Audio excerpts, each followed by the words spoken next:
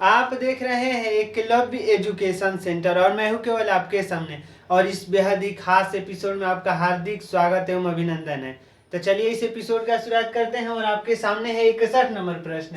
और यह प्रश्न कर रहा है कि एक वर्ष पहले ए और बी की आयु का अनुपात है 4:3 था।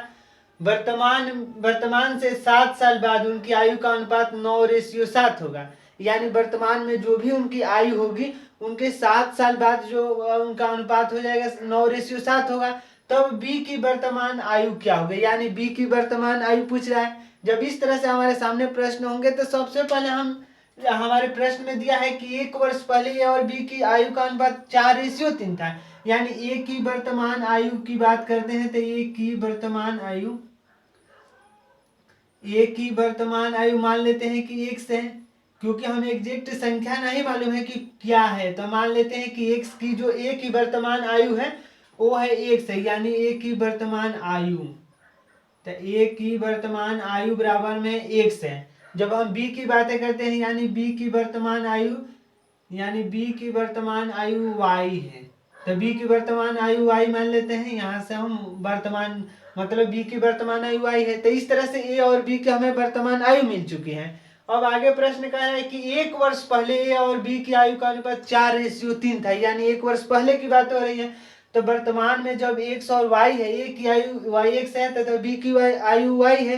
तो एक वर्ष पहले की जो बातें होंगी यानी x-1 बाटा में हो जाएगा y-1। इनका जो अनुपात है 4:3 यानी 4/3 हम लिख सकते हैं।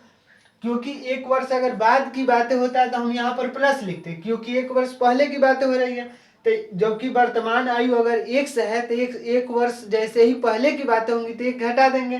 तो इसी तरह से x-1 कर चुके हैं और y-1। तो x-1/y-1 का जो वैल्यू होगा 4/3 यहाँ दिया भी है। तो इस तरह से हम करेंगे तो यहाँ पर 3x हो जाएगा -3 और बराबर में हो जाएगा 4y-4।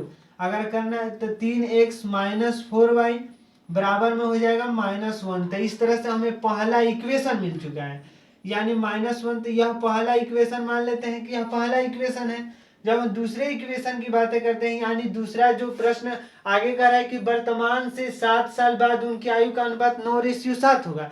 यानी वर्तमान में अगर x है a की आयु और b की आयु y है, यानी 7 साल बाद की जो बातें होंगी यानी x+7 अब आटा में हो जाएगा y+7 और यह बराबर है 9/7 के, यानी 9:7।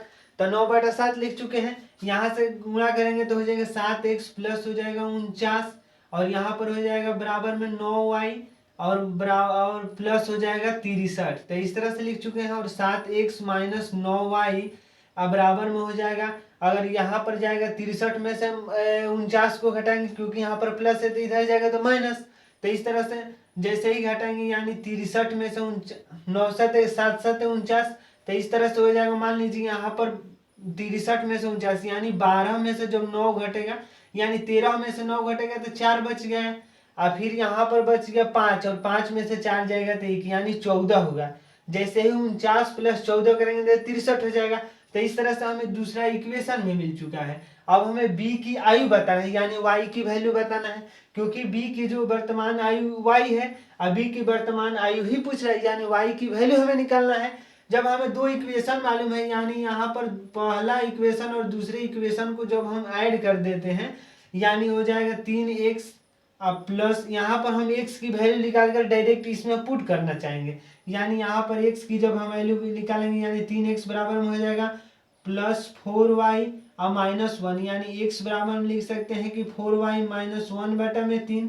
तो इस तरह से हमें x की वैल्यू मिल चुकी है, यानी x का जो वैल्यू होगा 4y - 1/3 है। यहाँ पर हम इस वैल्यू को पुट कर देंगे, यानी इस वैल्यू को हम यहाँ पर रखना चाहेंगे तो हो जाएगा 7 कोष्ठ में हो जाएगा 4y - 1/3 और -9y बराबर में है 14। तो हम 14 लिख चुके हैं। और यहाँ पर जब 7 से गुणा कर देंगे तो हो जाएगा 28y - 7 और यहाँ पर हो जाएगा -7। तो फिर हम बाटा में 3 है तो बाटा में 3 -9y और बराबर है 14। तो हम 14 लिख चुके हैं। तो इस तरह से हो जाएगा 28y - 7 और -27। 9 में जो 3 से गुणा कर देते हैं तो 27 होता है। तो हम 27y, क्योंकि हम 3 यहाँ पर एलसीएम ले चुके हैं तो हो जाएगा 9 9 3 27, तो 27y बराबर में हो जाएगा 14 3 42 होता है। 14 दूनी 28 और 14 में 3 से गुणा कर देंगे तो 42।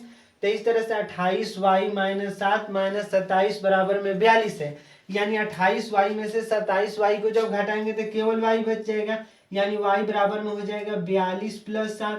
तो इस तरह से y बराबर में हो जाएगा 42 + 7 यानी 49। तो इस तरह से b की जो वर्तमान आयु होगी 49 होगी, क्योंकि b a की वर्तमान आयु जब 1 से है तो b की वर्तमान आयु y मान चुके हैं। जब b की वर्तमान आयु y माने हैं तो y का वैल्यू आ गया 49। यानी जो b की वर्तमान आयु होगी, यानी b की वर्तमान आयु बराबर में लिख सकते हैं 49 वर्ष। आयु बराबर में हो जाएगा 49 वर्ष। तो आइए एक बार विकल्प को देख लेते हैं, यानी जो उत्तर होगा y बराबर 49 सही है। तो आइए एक बार विकल्प को देख लेते हैं कि आखिर विकल्प क्या कह रहा है। और 61 नंबर प्रश्न है, तो 61 नंबर प्रश्न के विकल्प नंबर ए में दिया है 49। शायद आप देख पा रहे होंगे 61 नंबर प्रश्न और विकल्प नंबर ए सही है 49। तो इस तरह से हम 61 नंबर प्रश्न को हल कर चुके हैं। तो आज के इस बेहद ही खास एपिसोड में बस इतना ही। अगर वीडियो अच्छा लग रहा है, कुछ सीख पा रहे हैं इस वीडियो के माध्यम से, तो हमारे चैनल को कर दीजिए सब्सक्राइब, ताकि हमारे द्वारा अपलोड किया गया हर वीडियो जो आपके पास सबसे पहले पहुंच जाए। और हम तथा हमारी टीम भी उत्साहित महसूस करें कि यूट्यूब की इस दुनिया में कुछ अच्छा कार्य कर रहे हैं। तो धन्यवाद, थैंक यू।